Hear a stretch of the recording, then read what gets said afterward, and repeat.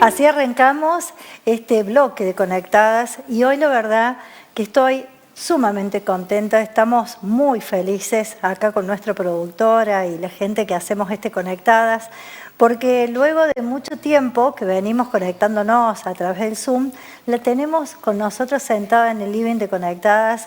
Ella es Marina Romano, abogada. Usted seguramente se va a dar cuenta porque hace mucho, todo este año la hemos tenido conectado con diferentes casos que pasan, por supuesto, en la ciudad de Córdoba. Bienvenida, Mari. No, gracias a vos. Estoy igual de feliz. Qué lindo tenerte. Cuando hablamos de diferentes casos, hablamos de casos que ustedes en su estudio jurídico, junto con tu familia, van llevando a cabo. Y en este caso, si te parece, vamos a hacer la presentación de lo que vamos a estar hablando hoy. ¿Sí? Me encantaría. Pero primero, decirte muchas gracias por venir. No, por favor, gracias, un gusto, un placer acá. Como siempre. Gracias. Y estás acompañada por tu mamá, así que muchas gracias a la familia Romano. Ahora vamos a hacer la introducción del caso que vamos a hablar con Marina, acá en nuestro living, masacre del barrio Cerveceros. Sí, fue mucho, 16 años y 4 meses.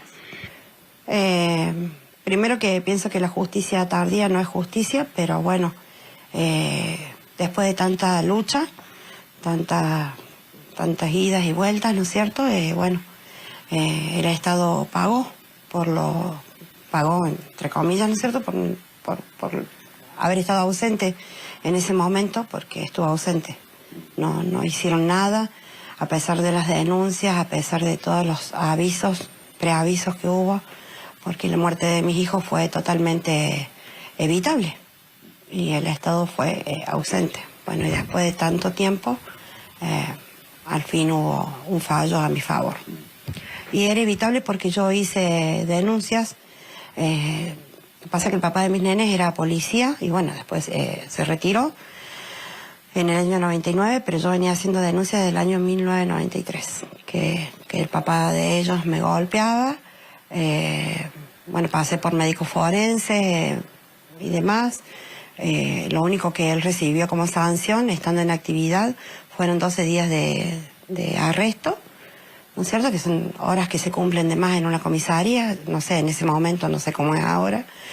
Eso fue todo lo que él recibió como castigo, digamos, ¿no es cierto? Y después, bueno, la última denuncia que yo hice, la realicé el 24 de marzo del 2005. Él me había puesto el arma en la cabeza, el arma con la que termina matando a mis hijos en el 14 de febrero del 2006. Hice la denuncia en la comisaría 13 y bueno, nadie hizo nada. Ahora lo puedo contar, digamos, más tranquila, no sé si se puede llamar la palabra tranquila, pero sí más lúcida. Yo estaba en mi casa, en Argüello, y bueno, lamentablemente mi hermana fue la primera que se enteró y bueno, llamó por teléfono a la policía. En la policía, porque él dejó cartas escritas con los nombres de los chicos, los números de documentos, y como para entregar, así como si fuera un paquete para entregar a Verónica Ramírez. Entonces cuando mi hermana escucha el apellido González, que es el apellido de él, llama por teléfono a la policía, y en la policía le dicen que no podían darle información. Lo único que le dicen de que ella pidió que le dieran el nombre de él, si era González de apellido, y sí, era él. Y bueno, ella llamó a casa y bueno. Es un día a día. Hoy estoy bien, mañana estoy bien, y bueno, espero que pasado mañana también lo esté. No hay un estereotipo para seguir, decir, bueno, sigo esto, hago esto. Sí es importante, cuando tengo una hija de 15 años, que cumplió 15 años el lunes, que es lo más sagrado que tengo. Bueno, cuando hablo de ella sí que me emociono mucho, porque es lo más grande que tengo. Y bueno, mi trabajo, obvio, mi trabajo, que tengo unos compañeros que se volvieron parte de mi familia, que son de fierro, ¿no es cierto? Más allá de mi familia de sangre, la familia, mi familia, mi trabajo.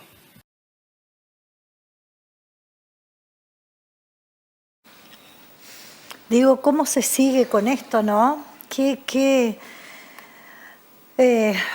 caso? Un caso muy alarmante, uno de los tantos casos que tenemos no solamente acá en la provincia, en todos lados. Pero lo que más alarma, Mari, es de que no se hace nada antes, cuando se empiezan las denuncias, cuando tenemos diferentes hechos, cuando hay menores de edad de por medio, cuando podemos cambiar las realidades de las mujeres, de los niños, que son los que terminan sufriendo. En este caso estamos hablando de un hecho que fue terrible y a uno no se le deja de poner la piel de gallina, ¿no? De ponerse en el lugar de esa mamá y a alguien que se suicidó, que tomó esa decisión, pero tomó la decisión sobre sus propios hijos y la dejó destruida.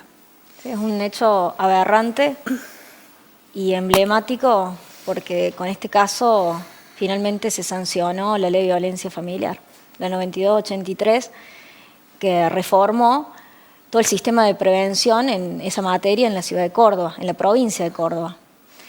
Y fue un caso quizás nunca antes visto porque el propio padre fue el homicidio de sus hijos. Y como lo he dicho en otros medios, en un acto de cobardía finalmente se quitó la vida. Y es un caso que lamentablemente, a pesar que esto sucedió en el año 2006, 15 días después se sancionó la Ley de Violencia Familiar, estos hechos siguen ocurriendo. Porque lo que existe hoy es una falla en el sistema de prevención, que es sobre lo que gravita toda la ley. De hecho, la ley se crea para prevenir, como lo dice en su artículo 1, todos los problemas relacionados a la violencia familiar. ¿Por qué la justicia? ¿Por qué la justicia no actúa a tiempo? ¿Por qué el Estado no se hace cargo? ¿Por qué las leyes no pueden cambiar? Porque vos me decís, sí, cambió, se estableció, está bárbaro, pero siguen pasando hechos aberrantes. Siguen pasando, no es que esto frenó, paró a través o a raíz de tal cosa. No, los hechos siguieron sucediendo. Y a veces es increíble, pero cada 23 horas muere una mujer. Y la mayoría son en manos de sus ex o de sus maridos. Entonces digo, ¿en qué cambió? A ver, ¿qué es lo que se hace hoy? Sí, yo creo que esta ley que se sancionó en el año 2006 tuvo grandes reformas y circunstancias que son realmente positivas, que hay que reconocerlas. Se crearon oficinas especializadas en el género, en la mujer, medidas de restricción. Vos pensás que hoy nosotros hablar de eso es algo absolutamente natural, normal, pero en el año 2006 las oficinas especializadas en materia de violencia de género, fiscalías relacionadas a este tema, el polo de la mujer, no existían. Cuando Verónica denunciaba, y lo hacía una y otra vez, y ella relata correctamente desde el año 90, alrededor del año 90, 93, empezó a hacer las denuncias, porque la violencia en su matrimonio empezó desde el principio. Ella siempre me dijo, y eso también está judicialmente en la causa, desde el momento en que ella empezó a cohabitar con su ex marido, empezó a tener problemas, empezó a notar hechos de violencia y los empezó a poner en conocimiento de las fiscalías, de las policías. Bueno, finalmente la causa ventiló que a ella se le vulneró el acceso a la justicia porque nadie la escuchó. El sistema de prevención falló. Y lamentablemente, como bien lo decís vos, esto sigue pasando seguramente porque estamos ante una sociedad que tiene muchos rasgos violentos, también porque falla el sistema de prevención. Por eso hay que estar muy atento a los primeros síntomas de violencia que transita la víctima. Sí, totalmente, totalmente. Ahora digo, judicialmente, porque si uno habla con palabras desde el corazón, es muy difícil, ¿no? Decir, no vamos a ser equitativos, porque yo creo que son dos cosas que no van por el mismo camino. cómo se actúa y cómo actúa la justicia, cómo uno actuaría o lo que uno pide como justicia, cómo realmente se actúa ante estos casos. Tenemos un caso de violencia. ¿Cuáles son los primeros pasos? Bueno, yo creo que lo primero que hay que hacer cuando se está frente a una víctima y uno tiene las facultades, el poder, está en las oficinas para atenderla, es contenerla. Es lo primero que en el caso de Verónica falló. Bien. Verónica sintió no solamente que no se la contenía, sino que se la maltrataba y que al victimario se lo trataba con impunidad. Él era un funcionario de la policía, claro. Él era un sargento de la policía, en realidad estaba retirado. Así que en este caso el agravante fue de que él se valía de esa situación Claro. para Sí. seguir llevando adelante estos hechos de violencia. Pero yo creo que a la víctima siempre hay que escucharla, hay que contenerla y hay que darle trámite a todas las denuncias, porque en este caso, lo que dijo la jueza que finalmente dirimió este tema, es que este hecho no es como dijo la demandada, que era un hecho fortuito, sino que es un hecho que era absolutamente previsible y evitable, dice la sentencia. Es decir, que cuando estamos frente a hechos de violencia, en la mayoría de los casos son hechos absolutamente previsibles y evitables. Bien. La víctima va dando señales de que algo está pasando. Bien. Y por supuesto la contención y las medidas de restricción y por supuesto el tratamiento siempre que tiene que mediar psicológico para las víctimas y también para los victimarios, ¿no? Totalmente. Ahora, cuando vos hablas que es totalmente se puede prevenir, está bárbaro. Ahora digo, ¿cómo se previene si, por ejemplo, vos estás en tu casa y sabemos de muchos casos, vos estás en tu casa, estás durmiendo y esta persona entra y te mata a vos y a tus hijos? ¿Cómo prevenís? Yo creo que la única forma de prevenir es, tal vez, tenemos un hecho de violencia, de que esa persona tenga que ir presa. Porque dejarlo en la sociedad es un peligro. Es un pensamiento que tal vez es demasiado tajante, ¿no? Pero digo, sabemos de muchos casos, sabemos de personas que han tenido los botones antipánicos y que las han matado lo mismo y que han sufrido hechos de violencia lo mismo. Es que la sanción, como yo siempre lo digo, no solamente en casos que tienen que ver contra el género o que tienen que ver con relación al Estado, en general, las sanciones, ya sea civiles, desde el punto de vista pecuniario o penales, cuando no son ejemplares, solamente producen una traslación del daño, es decir, son simbólicas. Bien. Hoy, que lo estábamos conversando fuera de cámara, en la ciudad de Córdoba, en la provincia de Córdoba, las sanciones pecuniarias, ya sea contra el Estado por estos hechos y con relación a una multiplicidad de ilícitos, son absolutamente simbólicas. Claro. Las sentencias son simbólicas en materia de daños y perjuicios. Entonces, estos hechos van a seguir ocurriendo. Totalmente. Es como en los casos anteriores que hemos venido conversando con relación a los accidentes, en relación a todos estos ilícitos que vienen ocurriendo sobre la vida de las personas, Totalmente. donde la vida no vale nada. Nada. Si nos pusiéramos a repasar los fallos de los tribunales con relación a hechos de muertes, hay fallos con relación a muertes por hijos de 500.000 pesos hoy Claro. en la provincia de Córdoba. Sí, sí. Y te lo pongo en números porque Sí. es la única forma de significar Sí. que cuando las sanciones, como decís vos, si no hay realmente una aprehensión efectiva, Totalmente. días, Verónica explica que él, frente a todos estos hechos, donde le venía propinando golpizas de forma sistemática, tuvo solamente algunos días de arresto, que no son el arresto de una cárcel efectiva. Claro. Sería como una especie de suspensión de la Sí, fuerza. Sí, sí. que no pueden ir al lugar del trabajo.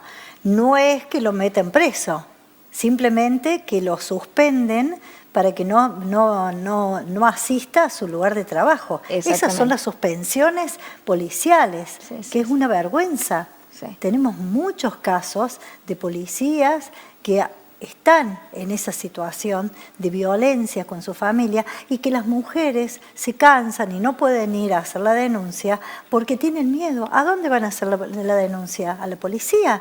Tu marido trabaja ahí, tu ex marido trabaja ahí. Bueno, esa es la impunidad. Claro.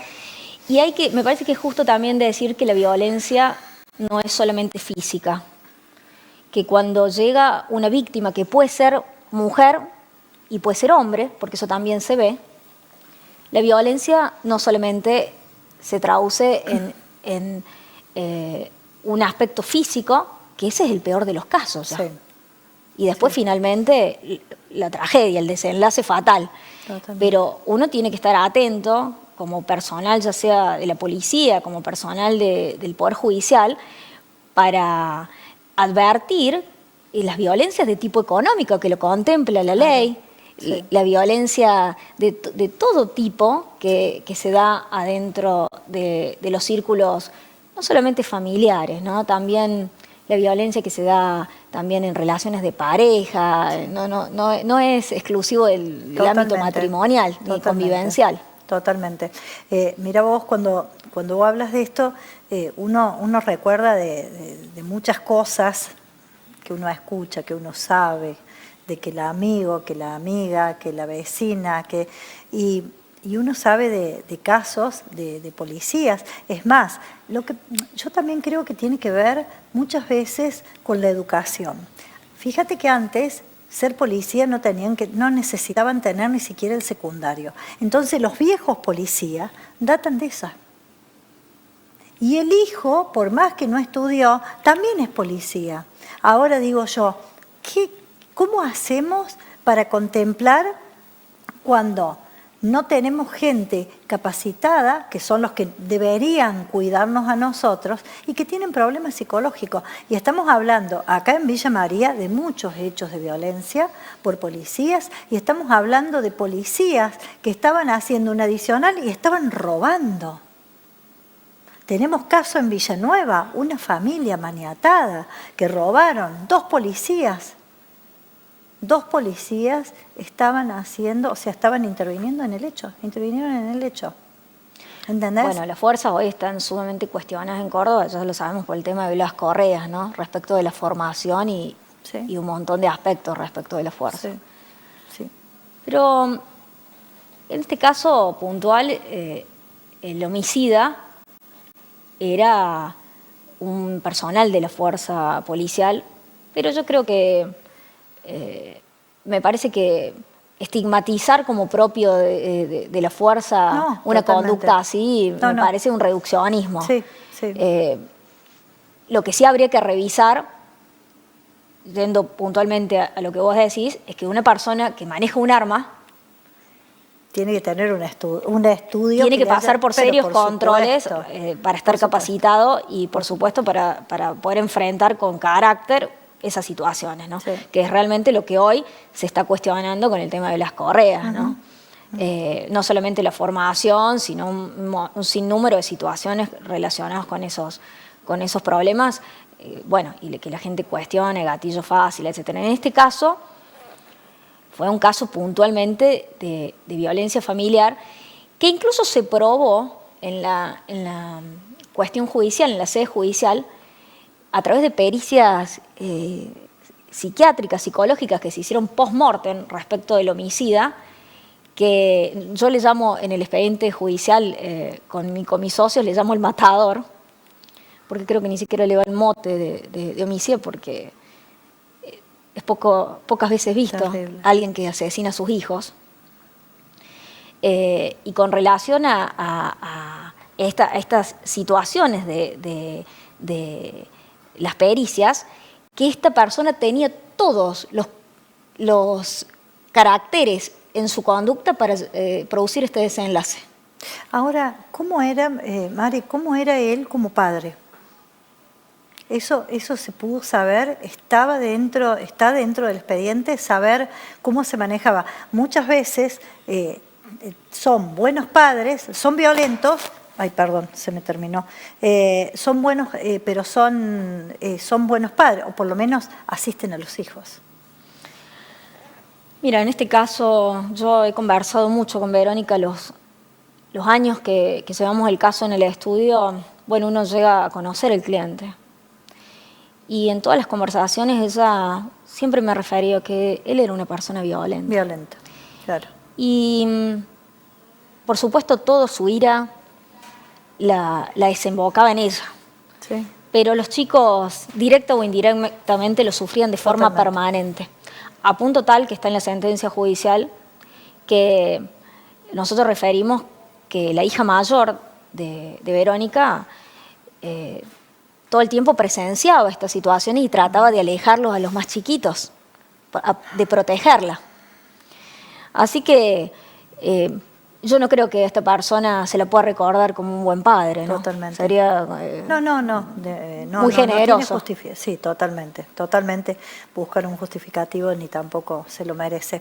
Ahora digo, seguramente vos vas a coincidir conmigo, digo, las personas que son violentas y que terminan, no en este caso porque se termina suicidando, pero en otros casos, que terminan presos. A ver, la enfermedad sigue estando en el penal, sigue estando en el lugar, porque tampoco en el momento de reinsertarlos de nuevo en la sociedad. ¿Qué se hizo también para que esa persona sea contemplativo o vea la vida de una forma totalmente diferente? Salen de ahí, salen peores. Eso es lo que yo digo también, que el Estado, que el sistema, hay algo que también está fallando. Porque estas personas psiquiátricamente, obviamente que tienen un problema. Bueno, obviamente siempre hay que, no solamente en el caso de violencia familiar, en todos los ámbitos relacionados con las cuestiones delictivas, hay que detenerse en el área de la ejecución de la pena, de los jueces de ejecución penal, que tienen que evaluar seriamente la conducta de las personas que están alojadas en los penales para ver si están aptas para reinsertarse en la sociedad. Sí. Porque en la Argentina, si pensamos que porque se inscriban a hacer alguna carrera o algún curso, ya están aptas, eso no es así. No es. En los países del primer mundo, como en Estados Unidos, en Europa, para reinsertarse en la sociedad hay que realmente cumplir grandes requisitos y el Estado después se encarga de controlar y dar seguimiento a esas situaciones. Estamos lejos en la Argentina. Estamos lejos de controlar lo que sucede dentro de las cárceles, porque yo tampoco puedo desconocer como abogada, porque llevo, y este tema tiene que ver con la responsabilidad del Estado, tengo casos de personas que adentro de la cárcel, bueno, en la universidad nos sabían decir que eran unas verdaderas escuelas del delito, en vez de un ámbito para reformarse. Sí. Lejos de eso. Claro. Yo tengo casos en este momento que estoy litigando de gente que en los penales sufre un trato inhumano. Y de eso no se trata también. Tampoco. Que realmente hasta ha llegado a perder la vida dentro de los penales, porque no se le da atención médica o porque sufre maltratos. Entonces, realmente todo el sistema penitenciario, todo el sistema del área de la ejecución de la pena es para revisar. Yo esto lo digo sin ser un especialista en esa área, ¿no? Mi área es una área más relacionada, yo soy un especialista en derecho de daños, en la reparación, pero como abogada no lo puedo desconocer. Para nada. Mari, contame, ¿cómo sigue esto? ¿Cómo hoy está indemnizada ella, pero ¿cómo sigue todo esto? O sea, la provincia, la institución se hace cargo de lo que a ella le pasó, porque no lo pudieron prevenir, ¿sí? ¿De qué se hicieron cargo? ¿Qué parte pudieron ver que no hicieron a tiempo? Bueno, nosotros, allá por el año 2006, cuando Verónica sufrió este hecho devastador, esta tragedia, le iniciamos un juicio al Estado persiguiendo la reparación integral. La reparación integral es aquella que busca resarcir plenamente al ser humano. Todo lo opuesto a lo que conversamos en programas anteriores relacionados a la reparación tarifada del mundo laboral, sino repararle en todo el ámbito del ser humano. Entonces lo que se persiguió es la reparación por el daño moral, el daño emergente, el lucro cesante, por su incapacidad, por la pérdida de sus hijos, el lucro cesante relacionado con la ayuda que sus hijos, al envejecer o ir ella adquiriendo mayoría de edad, le iban a ir ayudando. Y bueno, finalmente el Estado se hizo cargo, obviamente condenado en la alzada, en la segunda instancia. Y los jueces le ordenaron a pagar, que incluso los jueces de primera instancia habían morigerado el daño moral y finalmente la Cámara lo modificó. Fue una indemnización que estuvo acorde a lo que se había reclamado, pero obviamente uno siempre tiene otras pretensiones en un país que entiendo que todo está desfasado. Totalmente. Mari, bueno, ya vamos cerrando y digo, ¿cómo lo sentiste? ¿Cómo lo viviste? Porque sabemos que también sos de esas personas que se involucran dentro de lo que es la parte familiar, sentimental, y acompañas de una manera diferente a la persona damnificada. Sí, estos son casos que yo creo que ha sido uno de los casos más duros que ha transitado nuestro despacho. Y es un caso donde uno trata siempre de tratarle a la víctima con mucho respeto y sin sentir lástima.